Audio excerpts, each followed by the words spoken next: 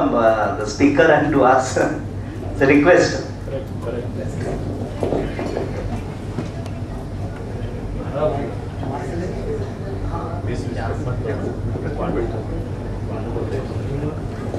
हरिओम साथियों, रखना चाहूंगा कि हमने जो बात की अभी ज्योतिष, भाग्य के व्यवस्थापन की कला, आर्ट ऑफ डेस्टिनी मैनेजमेंट, लोगों के मन में शायद जब से इनविटेशन गया होगा तब से ये बात गूंज रही होगी, क्या भाग्य को बदला जा सकता है? क्या भाग्य को बदला जा सकता है? मैं यहाँ पर आपको ये बताने के लिए नहीं आया हूं कि भाग्य बदला जा सकता है या नहीं बदला जा सकता है। यहाँ पर हमने बात करनी है भाग्य के व्यवस्थापन की, उसके मैनेजमेंट की। थोड़ा सा फाइन डिफरेंस है और आप सारे लोग इतने इंटेलिजेंट हैं, इतने पढ़े लिखे हैं कि इस फाइन डिफरेंस को समझते हैं। मैंने कुछ अलग ढंग से इस चीज को आपके लिए रखा है। भाग्य के व्यवस्थापन की कला, मुझे छोटी सी बात याद आती है। हमारे अंदर क्या बीमारी है ये जानने के बजाय उसका इलाज कैसे किया जाए ये जानना ज्यादा जरूरी होता है।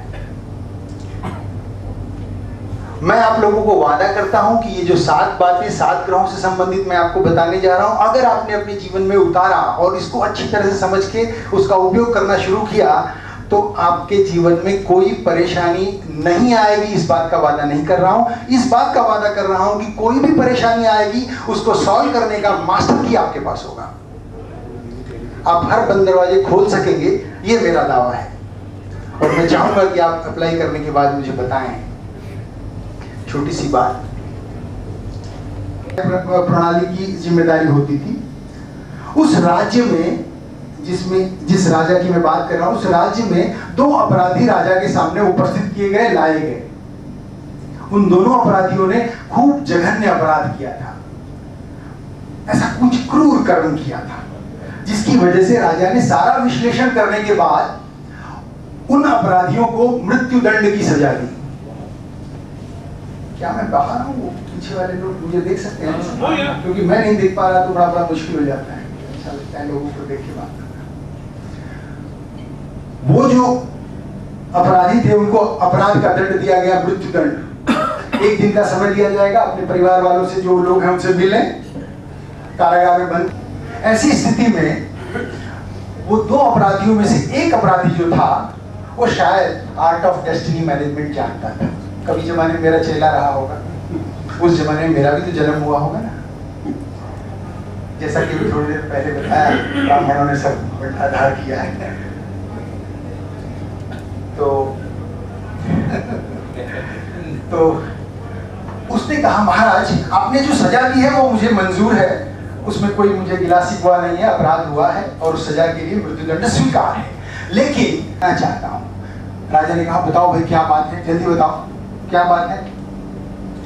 उन्होंने कहा, महाराज मैं घोड़े को उड़ना सिखा सकता हूं, ये मेरे अंदर आर्ट है, ये गुणवत्ता है मेरे अंदर, ये क्वालिटी है मेरे अंदर। अगर मैं परसों मर गया तो ये क्वालिटी मेरे साथ चली जाएगी। मैं चाहता हूं किसी को देके जाऊं, कुछ करके जाऊं।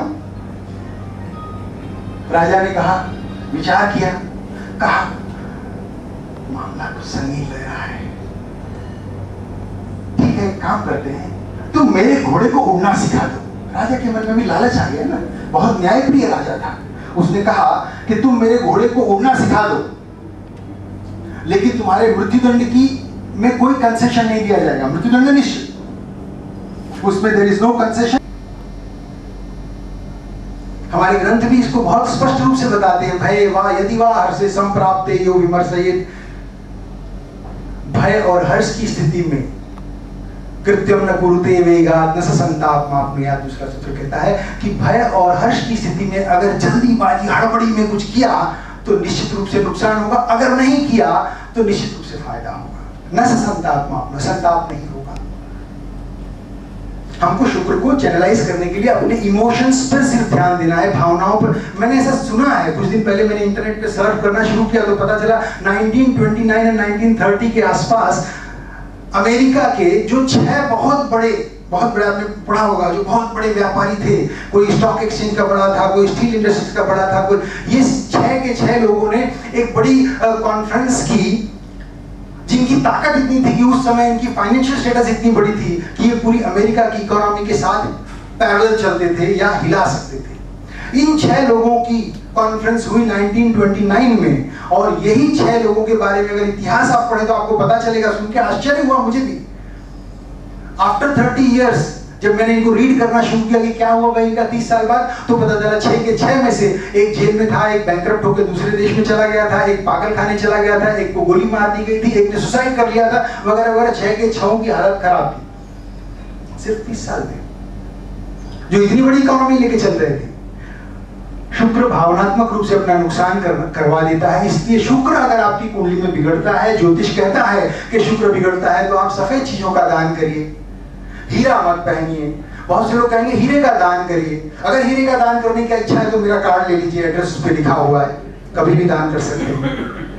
नहीं, ब्राह्मण को दान करिए। और बाकी सब चीजें करनी है तो तुरंत कर लीजिए, एकदम आसान। शुक्र के इस 3 नकारात्मक प्रभावों में जो 3 विशेष रूप से भावनाएं हैं, वो है चिंता, वो है डर, और वो है उत्साह। हमको लगता है कि उत्साह में सब कुछ ठीक होता है, ऐसा नहीं है। जोश में अक्सर लोग होश खो बैठते हैं। भय वा यदि वा हर्षि, भय में और हर्ष में गलतियां बहुत होती हैं। जैसे ही आपने इसको चैनलाइज किया, आपका शुक्र अच्छा हो गया, बाकी क्या रहा। एक हाथ से ताली नहीं बजती, हमारे सूत्र कहते हैं। उसी प्रकार से यथोद्यम परित्यक्तम, उद्यम का परित्याग करने वाले का, उद्यम मतलब प्रयोजन, कार्य करने की वृत्ति, उद्यम का परित्याग करने वाले का स्मृति में किए गए कार्य, यानी पहले किए गए कार्यों का भी फल उसे नहीं प्राप्त होता। यानी आपने अगर 2 साल पहले कोई काम किया है तो उसका फल मिले, इसके लिए भी आपको आज काम करना पड़ेगा। That is very clear. लेकिन वो काम का फल नहीं मिलेगा, ऐसा भी नहीं है। जो हमने 2 साल पहले काम किया है उसका फल हमें आज मिलता है। अगर मैंने 5 साल पहले एफडी किया है तो उसका बेनिफिट आज मिलता है। बिल्कुल इसी तरह से कर्म और भाग्य का बड़ा सुंदर समन्वय है, और इसको करके ही समझा जा सकता है, करके ही मजा लिया जा सकता है। मैं समझता हूँ इतना उत्तर आपके लिए काफी होगा। बहुत बहुत धन्यवाद। Thank you very much, Ashok ji. And once again, I would like to apologize for the delay. 5 minutes we are I think exceeded. Now I'd like to request past President Rotarian Ranbir Kishan to give the vote of thanks. And before he comes, also I'd like to welcome all the ants who has come afterward, and requested once, if you like the subject, you can attend any of the meeting.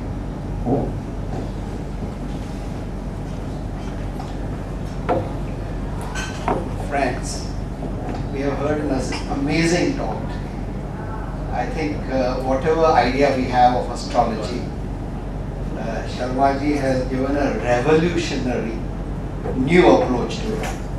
And it is not so much a call for knowing your future, but a call for action from within you. It's almost like a first-class training program where you improve yourself in every possible way and then you attain success. So I think it's a revolutionary thing, it's a path-breaking thing, it's new knowledge for us, and we are really thankful to you for giving us all this. Thank you. Thank you, Ranbir. This is small gift for you.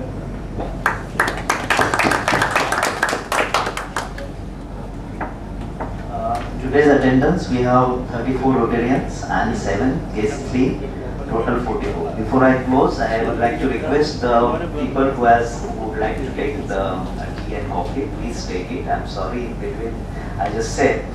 But when the program is on, requested, either you can have between 7:30 to 8 or after 9. Thank you very much. Meeting adjourned.